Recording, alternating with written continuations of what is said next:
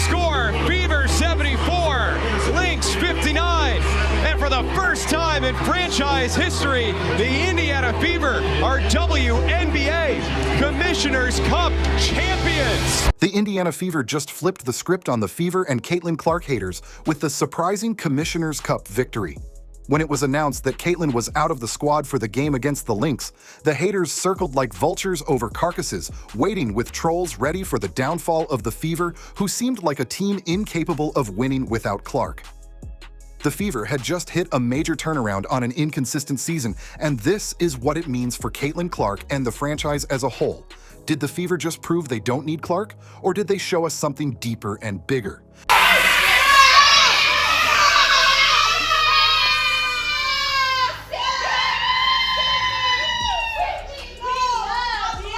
Caitlin Clark has not had the best season so far.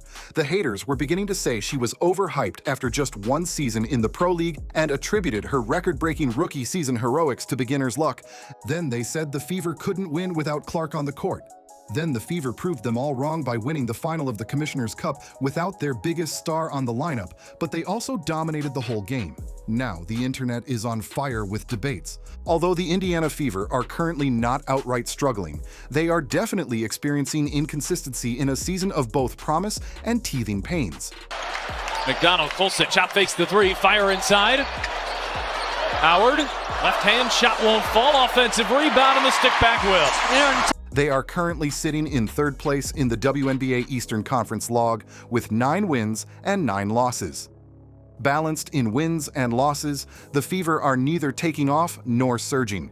They do not look like a sure contender for the championship this season, and that's where all the backlash has come from.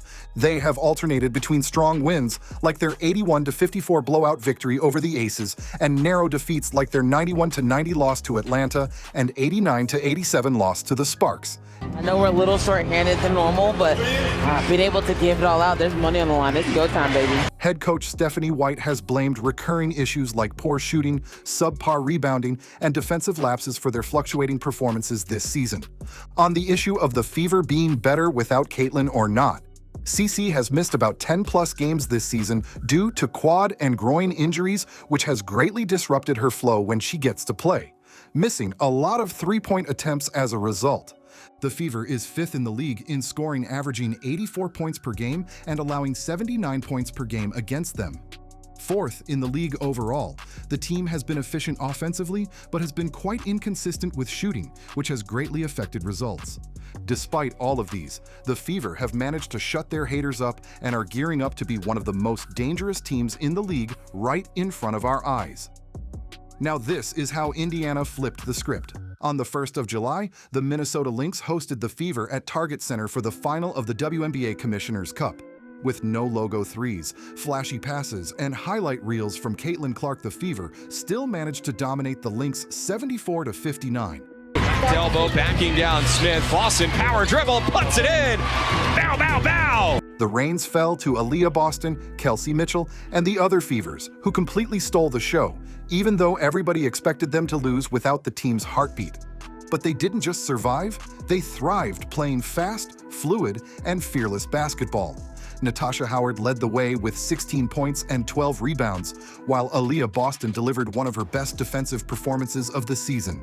The Fever walked off the court as undisputed champions, and the league had no choice but to start taking them seriously. Left post banks it in, and AB is fired up. Kelsey, she's a closer. Passes, Cunningham tees up a left side three, and connects! Sophie Portrays. Although the Fever hasn't had a perfect record since winning the Commissioner's Cup, that victory showed just how much things could change in Indiana. For Caitlin Clark, it often seems that the more success she achieves, the more criticism and backlash she draws. Following Caitlin's amazing rookie season last year, the Fever started the year as possible championship contenders, especially since bringing in big-name free agents. They started the season with a bang, destroying the Sky before things began spiraling with Clark's 5-game injury and the loss of wnba. Hope started to return when Caitlin Clark made her comeback against the Liberty. Caitlin Clark last played for Indiana against New York, and now she takes it in off glass and has a chance for a three-point play. But in the very next game, it looked more like an MMA match. Players took shots at Clark and her teammates, while the refs seemed to turn a blind eye. Break is here as J.C. Sheldon goes right after Sophie Cunningham. It was a hard foul, no question. Then another double C injury happened against the Storm that saw her out of the Commissioner's Cup. So, despite going into the season expecting a championship, by the time they had dropped to 5th on the table and had the whole league, including referees, hating on them, nobody expected the Fever to win against the Lynx. Not rival fans, not Indiana fans, and not even media pundits. ESPN posted that the Lynx were absolutely dominating the Fever during the game and only changed their headline after the game ended in favor of Indiana. Indiana managed to do the unthinkable, stepping up without Clark and showing what they were made of. They were down early in the game but then went on an 18-0 run and never looked back. The players pulled great individual performances and looked so confident.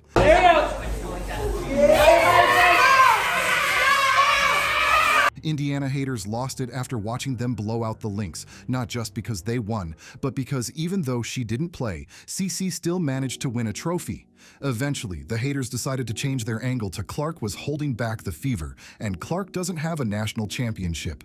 It's true Clark doesn't have a national championship, but it's also the only thing you can use against her, and she's just a 23-year-old sophomore in the league. She has a lot of time to win a ring, and for her caliber of talent and skill, it won't take very long to happen. The Indiana Fever select Caitlin Clark, University of Iowa.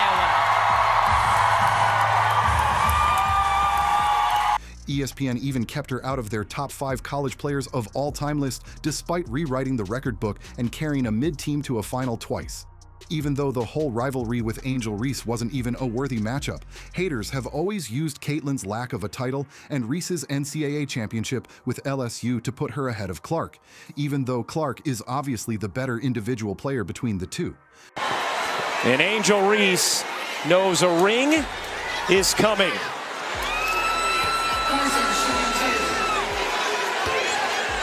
With this Commissioner's Cup victory, Caitlin Clark now has a chance to take her deserved spot, but the haters are now saying that because Clark didn't play in the final game, it doesn't count. Even though the Fever only got to the final because of Clark's 32 points and near triple-double against the New York Liberty in a game no one thought they were going to win. Clark, another long three. She's back! Not only did she drop a masterclass against New York, she also made a significant impact against the Sun. Clark's haters are claiming the cup does not count in the Caitlin Clark lore because she did not play the final. How can one say that Clark playing a critical role in getting the Fever to the final of a WNBA in-season championship with prize money doesn't count because she didn't play in the final, and it was rigged anyway? The Fever won on the big stage without Caitlin against the best team in the league, who at the time had a record of 14 wins against just 2 losses. Although Natasha Howard was a beast, and Aaliyah Boston and Lexi continued their great form this season, the Fever are not in perfect form just because they won the cup. Back in the league, they have not won all their games since the cup final. They had some scrappy wins and some tough losses as they dropped points to New York, fought hard against Phoenix, and have been adjusting from game to game. This completely shatters the "they're better without Clark" narrative.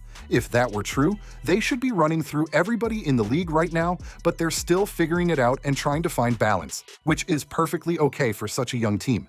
But the win has helped the Fever in a few key ways. It's eased some of the pressure from the media and fans, and it's encouraged the team to play more team-oriented basketball instead of placing the entire burden on Caitlin Clark. Now, the players have more confidence in themselves and in each other. Defended by the reigning Defensive Player of the Year. Mitchell behind the back, nearly lost it. Good defense by McBride. Now it's Howard having to go to work in the lane. With Ari McDonald now in the team permanently, they're much more dynamic than when they had Bonner. The team is more confident now, and this new development will help Clark have more time to rest and recover fully. With a fit Clark, the Fever are guaranteed a place in the playoffs. All of this is scary for the haters because they loved that Caitlin Clark was going through a slump, and they let her know as she finished 9th place in the player voting for the All-Star game as the 9th best guard in the league. Way too low for a player of her caliber. But that's what an agenda leads to. 1,000 votes from fans calling her about 100,000 fewer. Clark said it's cool that the fans get to be a part of it, have a little impact on the game. It's going to be special to do it here in this city. Unlike the haters think, the Cup final didn't expose Caitlin Clark. It only showed that the team is still undergoing team development and the results are beginning to show. That performance doesn't erase Clark's impact and contributions to the team. On the contrary, it actually makes her job easier. If anything, Caitlin Clark completely transformed the franchise. Before she showed up, the Fever hadn't made the playoffs since 2016, attendance was low, and the team was at the bottom of the Eastern Conference. Clark came into the picture and Indiana began selling out games and jerseys. Yes, the Commissioner's Cup game was impressive without her, but the team may never have made it that far if Clark hadn't already raised the standard. Do you think Indiana have a shot at the WNBA championship this season, or they need more development and time? Let us know your thoughts in the comments below. Don't forget to like and subscribe for more.